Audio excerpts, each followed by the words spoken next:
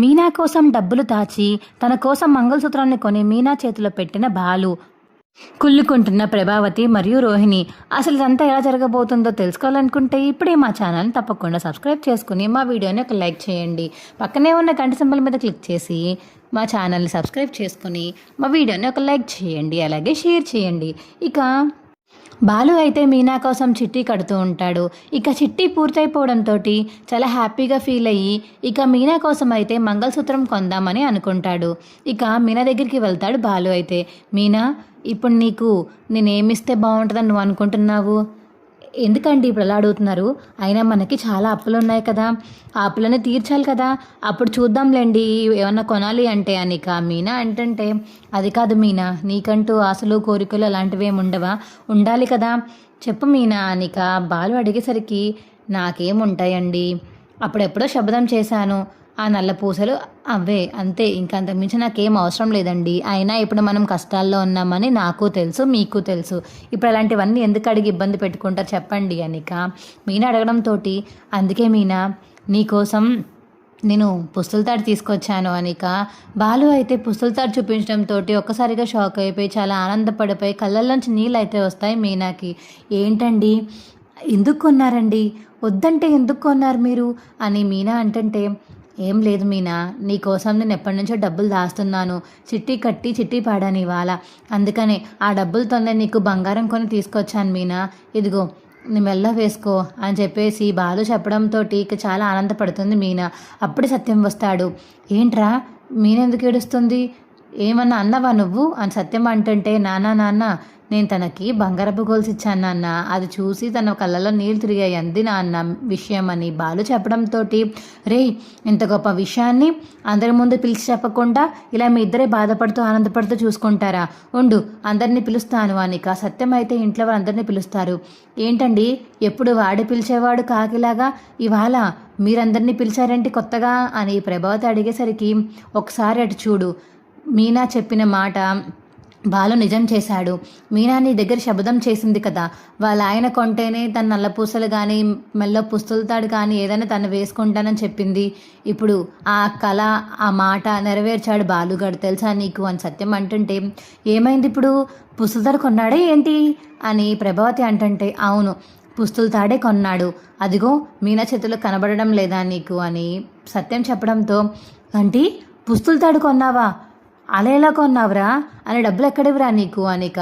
మనోజ్ అంటుంటే, రేయ్ అందరూ నీలాగే అన్నీ మింగేస్తారనుకున్నావే ఏంటి, కొన్నిసార్లు అందరూ దాచుకుంటారు, అయినా నీ సంపద నీకు సరిపోదు, నీ సంపద నీకు సరిపోక లేనిపోనివన్నీ తెచ్చుకుని కన్నాలు పెట్టుకుంటావు నీకు నువ్వే. కానీ నేను అలా కాదు, వచ్చిన సంపదనని ఎలాగైనా దాచుకుని దేనికైనా ఉపయోగపడాలి అని కోరుకుంటాను. నాకు వచ్చిన సంపదలో కొంచెం దాచుకుని కొంచెం ఖర్చు పెడతాను, నీకులాగా వచ్చిందంతా కాకుండా ఇంకా ఆశలు పడిపోయి వేరే దగ్గర అప్పు చేసేసి విల్లాలు కొనేసి అంత ఓవర్ యాక్షన్ చెయ్యను నేను. నాకు వచ్చిన సంపాదనలోనే నా మీనాకి బంగారం కొన్నాను, నీకన్నా ఎక్కువ సంపాదిస్తాను రా, షోరూమ్ పెట్టుకుని నువ్వు ఎంత సంపాదించావో నాకు తెలియదు కానీ నేను నీకన్నా ఎక్కువ సంపాదిస్తాను అనిక బాలు చెప్పడంతో మనోజ్ అయితే సైలెంట్ అయిపోతాడు. మళ్ళీ ఎక్కడ రౌడీజం చేసి కొన్నాడో ఏంటో ఈ డబ్బులు సంపాదించాడు అనిక. రోహిణి అనేసరికి, ఏ రోహిణి నీకు మాటలు తిన్నంగా రావా? ఓహో మీ ఆయనలాగా గుడి ముందు అడుక్కు తినేనో లేదంటే షోరూంలో పని మానేసి వెళ్ళి అక్కడ ఇక్కడ అప్పులు చేయడమో లేకపోతే ఇంట్లో వాళ్ళ బంగారం తీసుకెళ్ళి తాకట్టు పెట్టుకుని కొనడమో మా ఆయనకి అలాంటి బుద్ధులు లేవులే. మీ ఆయనకున్న బుద్ధుల్ని ముందు నువ్వు చూసుకో, ఆ తర్వాత మా ఆయన గురించి తర్వాత మాట్లాడదు కానీ అని చెప్పేసి ఇక మీనా అంటుంటే అని అలా చూస్తూ ఉండిపోతుంది రోహిణి అయితే.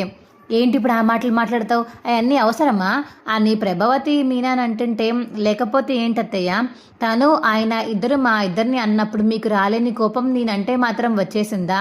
అవును, ఎందుకంటే వాళ్ళు మా గురించి చెప్పింది అబద్ధాలు కాబట్టి, మేము వాళ్ళ గురించి చెప్పింది నిజాలు కాబట్టి మీకు అలాగే ఉంటుందిలే. నిజాలు మాట్లాడితే ఉలికెక్కువ కదా మీకు బాగా, అందుకని తట్టుకోలేక వాళ్ళకి సపోర్ట్ చేసేస్తున్నారు అంతేనా అనిక. మీనా అడిగేసరికి ప్రభావతి సైలెంట్గా ఉంటుంది. అబ్బా మీనా, నీ నోట్లోంచి ఇలాంటి మాటలు వింటుంటే నాకు ఎంత హ్యాపీగా ఉందో తెలుసా అమ్మ. ఇన్ని రోజులు నువ్వు సైలెంట్గా ఉండడం చూసి పాపం కోడలేం మాట్లాడలేదు, బాగా రెచ్చిపోతుంది ఇది అని చెప్పేసి మనసులోనే అనుకున్నాను, కానీ పోన్లే పాపం ఇక నీ సహనాన్ని చూసి ఇది మారుతుందేమో అనుకున్నాను కానీ దీని పొగరు చూసి నువ్వే మారాల్సి వచ్చింది. అమ్మయ్య, నువ్వు ఇన్ని రోజులకి మారినందుకు నాకు చాలా హ్యాపీగా ఉందమ్మా అని చెప్పేసి ఇక సత్యం చెప్పడంతో ఏం చేయమంటారు మావయ్య, ఆయన సంపాదించి తీసుకొచ్చి నా చేతిలో పెడితే కనీసం ఎవరు ఒక్కరు కూడా పొగడడం లేదు. ఆ శృతి, రవి, మీరు తప్ప ఇంట్లో సంతోషంగా ముగ్గురు లేరు. నాకు బాగా అర్థమవుతుంది.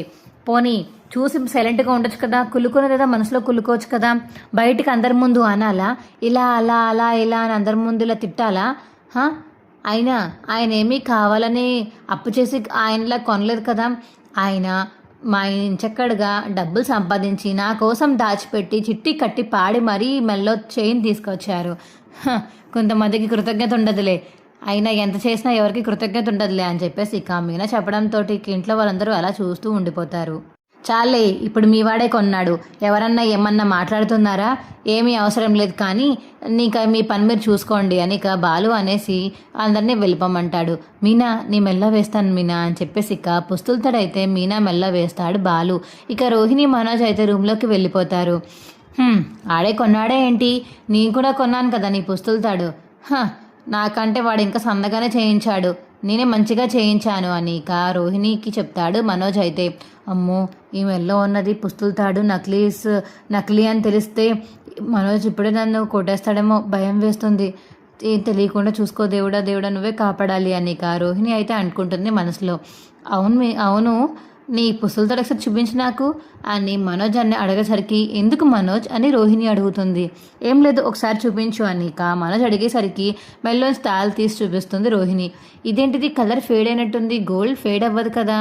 లేదు మనోజ్, మొన్న నా ఒంటి నిండా మట్ట అయిపోతే నేను పాదలో చేయించుకున్నాను స్పా, అందువల్ల అది నిండా తంటికిపోయింది.